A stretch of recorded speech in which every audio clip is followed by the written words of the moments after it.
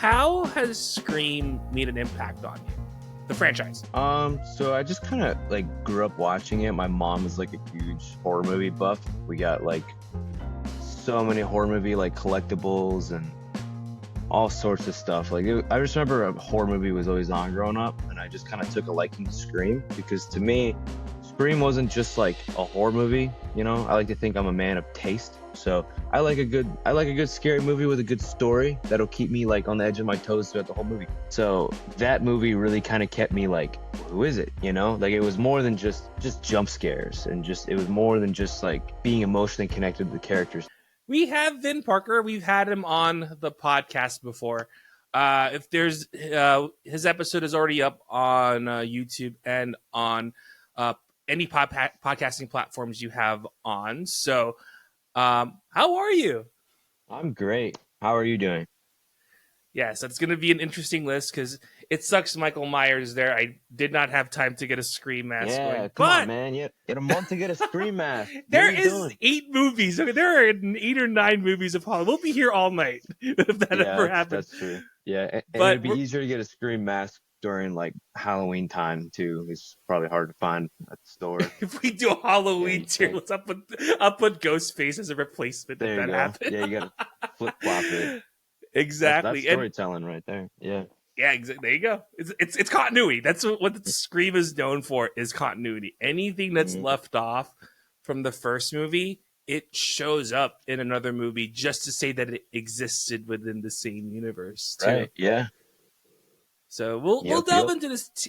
We'll delve into this tier list because we're gonna run all 6 Scream movies. Here's the thing: the Scream TV show still exists, but for the purposes of what we're doing, we're only going to do the 6 mainline movies because that is running through its continuity. Because part of why the Scream TV series, there wasn't really much of a piece of where the movie's on. It's kind of in its own universe. If we are going to do a tier list on the episodes for that, if this video takes off, we'll talk the Scream TV series too. So, That's but like for giving me you, homework though. Like I've not seen this. it's like 9 episodes. We're doing 6. Every episode's like 9, like 45 minutes long too. So, how has Scream made an impact on you? The franchise. So I just kind of like grew up watching it. My mom is like a huge horror movie buff. We got like so many horror movie like collectibles and all sorts of stuff. I just remember a horror movie was always on growing up, and I just kind of took a liking to Scream because to me, Scream wasn't just like a horror movie. You know, I like to think I'm a man of taste, so I like a good scary movie with a good story that'll keep me like on the edge of my toes throughout the whole movie. It's also that, and I have a terrible attention span, so that movie really kind of kept me like, well, who is it? You know, like it was more than just jump scares, and it was more than just like being emotionally connected to the characters. To me, there was an element of mystery, and I kind of felt like my own private detective, you know, like, okay, just slowly throughout the movie, like looking at who's doing what, you know, like I felt connected to it then because I felt involved, you know, like as opposed to other movies, which I love other horror movies as well for other reasons, but Scream is just like, to me, it's the perfect movie for people that like to be scared, that like to be connected with characters, that like to keep themselves guessing, like stuff like that. You know, there's just so many separate elements to those movies, and they're all different in their own way. They're all good in their own way, and they're all really bad in their own way. But I think that at the end of the day, what makes them unique and what makes them stand out is because of how different they are from each other. With which way the narrative's going, or why people are doing what in the movie, or why this person could be the killer, you know, stuff like that. I don't know. To me, that to me growing up, made me feel a bit connected just watching it, you know. It was easier to kind of click to. How much has you're a professional wrestler too, incorporating the Scream franchise, how has that left a mark in you whenever you're in the ring after watching all 6 Scream movies? So I didn't actually realize how like second nature it was to me. Like like turning it into a character. These were always things that I studied, like I guess like unintentionally, subconsciously, because like I said, just grew up watching the movies. And there's a lot of little bits and pieces that like really stuck out to me that I didn't notice I could parlay into a wrestling character until one day I just thought this would be a cool wrestling character, you know? Mm. So there wasn't a lot of like if I came back and I'm like, oh, I want to be like a pirate character. That's a lot of like homework, and I'm like, okay, what goes into that? With the serial killer stuff, not that I'm a serial killer, but with that, no, we don't know, but with that gimmick, uh, to me, at first it like intrigued me. There's something about it that was just super unique in its own way. You know, no one was really doing it unless, Right. and like let alone like the fan bases were already super like kind of corresponding to each other in general, wrestling and horror, which I've come to learn with all my merchandise and all like my promos and my character stuff. Like there's a lot of people that come up to me at shows and they're like, oh, I love your wrestling character. Da, da, da. Like no one's ever thought of this. It's so, it's like, oh, and they're horror movie fans. Um, but yeah, to answer your question, like uh, just kind of feeling it out as I'm kind of doing it. Like I've done a lot of things on accident because it's just like I said, it's just subconsciously stuck in my brain watching it Right. growing up, Like when we did our little interview after Cartel mentioned Dead Meat. Shout out Dead Meat again. I would really love to be on the kill We'll count, get to like at that. some point. Um, but yeah, I watched a lot of his videos because if I don't have like the attention span to like watch the entire thing, I think I did watch some of that to kind of like uh re-inform myself on some of these Scream movies. Watched a little bit of his movie videos on that because it's just like the shorter way and he's good at kind of telling the story. Yeah. Um, but yeah, I don't know. It just stuck out to me and it's just something I was always into, so I made a character. The one thing with Scream 2 is like the entire movie franchise, they always have it's do you think it's accessible for every horror moviegoer to get into Scream? Maybe not everybody, because a lot of people just kind of want to be scared, and that's Okay. kind of its own genre. Or maybe some people like the gore, Some people are Saw fans, which Saw's kind of got a Yeah. similar element to it, but that's side note. But yeah, I mean, I think there's a horror movie for everybody. I don't know if Scream's for everybody because it's not a whole lot of like, it is scary, but like there's so many different elements scary. You know what I'm saying? Like there's Yeah. Pennywise scary, there's Freddy Krueger, like Ghostface isn't like scary. I think uh there's this idea of like you not knowing who it is, which makes it scary, So like if you knew the whole movie that it was like that dorky 17-year-old kid in a Yeah. mask, it wouldn't make it that scary. It just kind of make it like a mystery kind of movie. But like the element of not knowing, I think that makes it a lot scarier. Like who could it be?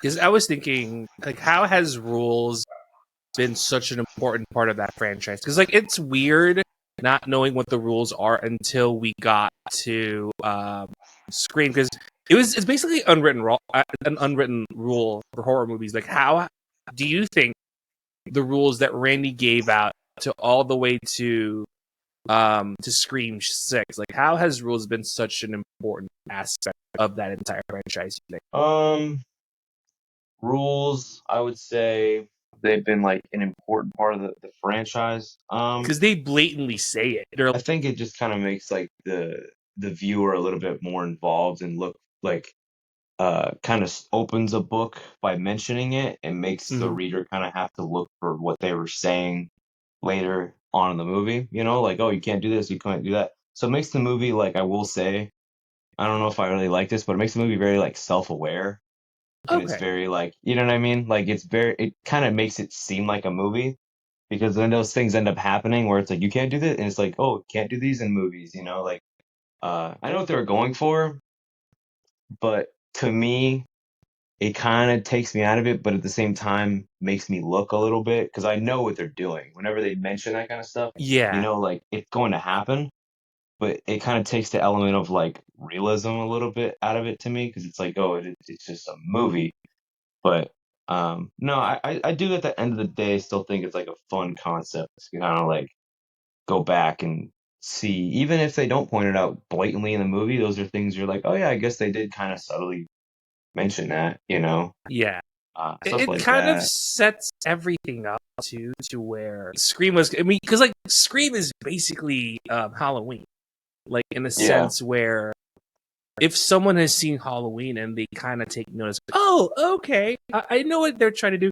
But for someone to go into the requels, so like the 4, 5, and 6, with basically the reboots, someone who hasn't seen like a Get Out or an Us or Ready or Not, because 5 and 6 is my radio silence.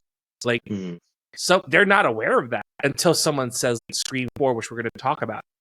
No one really, someone who hasn't seen Hostel or Saw or anything of like that splatter. I will not say the other name because I know it's accepted, but we'll say splatter, like a splatter horror movie where they don't know what the rules are for a movie like that. But at least like for someone who's seen like an older movie to understand, hey, okay, I know where they're going with that. All right, let's delve into this tier list, and this will make or break the entire of your fandom at this point. Yeah, So hopefully make, because I think Scream is a widely agreed upon movie franchise. Like yeah. there's not a whole bunch of hot takes with it.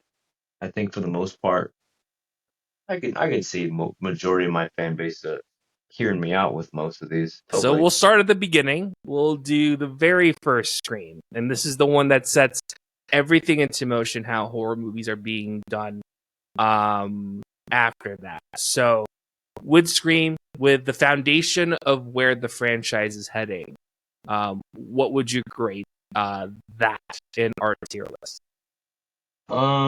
Just like alone, I'd definitely put it in the S tier, because like you just said, it set the foundation.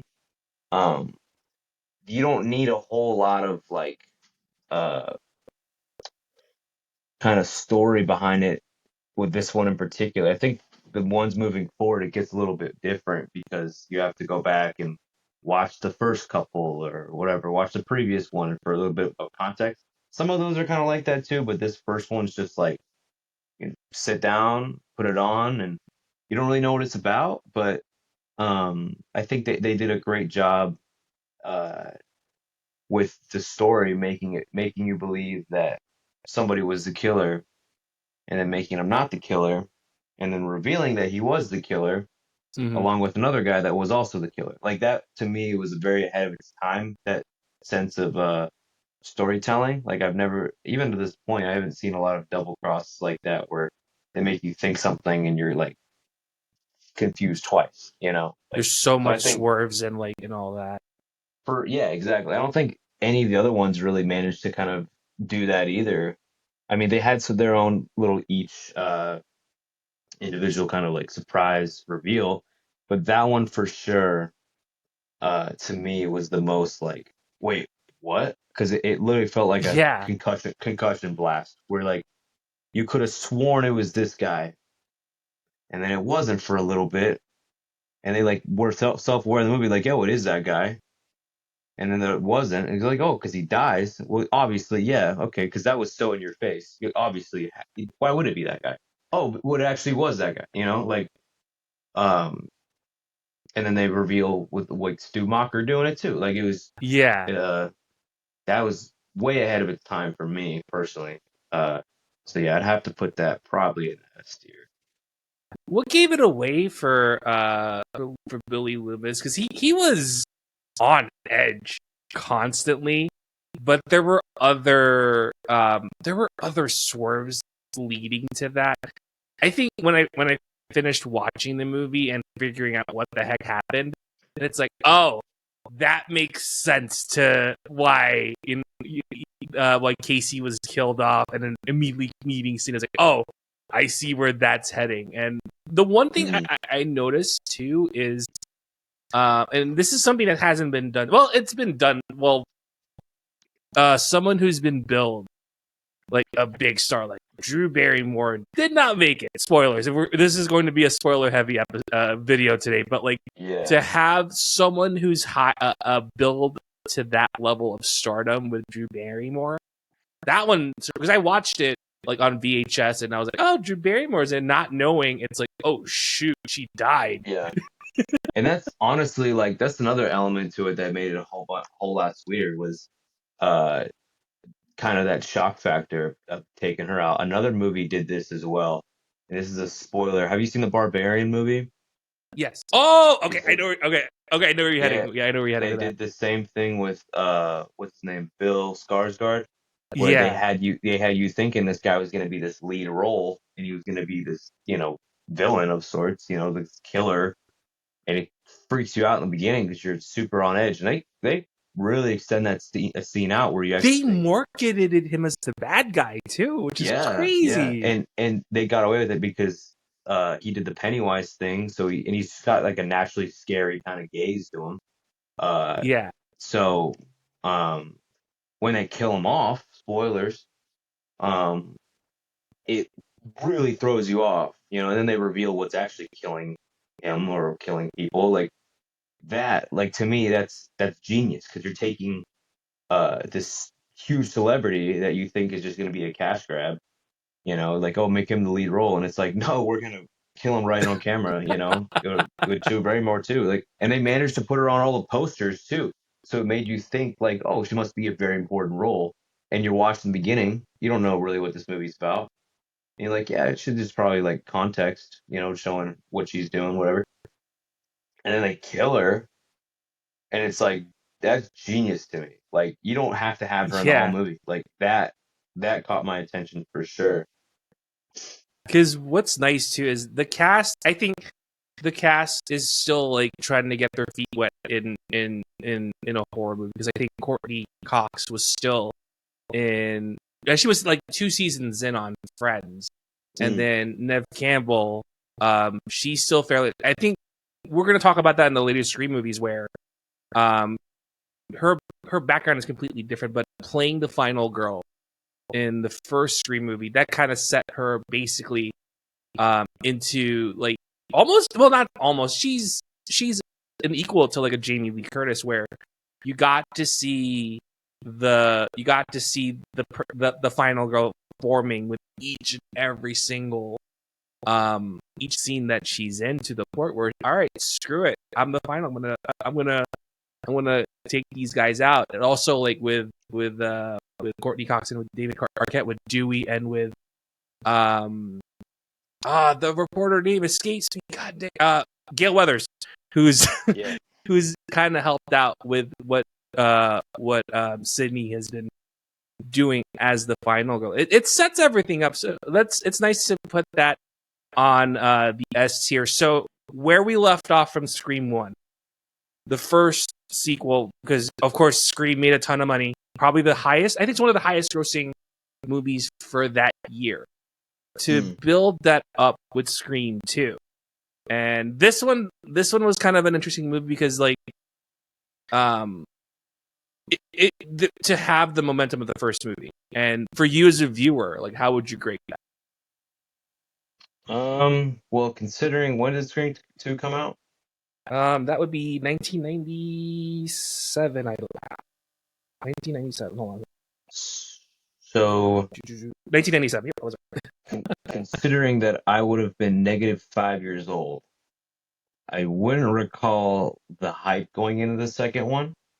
Um, but just like based on rewatchability, I thought it was kind of, at least just looking at it, I thought it was one of those like straight to DVD movies, Oh, okay.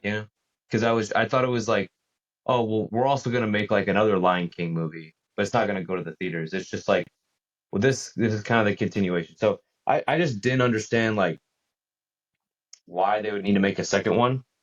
But when Okay. I watched it, um, I liked the idea of kind of having it subtly piggyback off the first one and kind of giving you a reason to kind of have to watch the first one. Not that you should have to, but uh, kind of and give the reveal in the second one kind of purpose and meaning.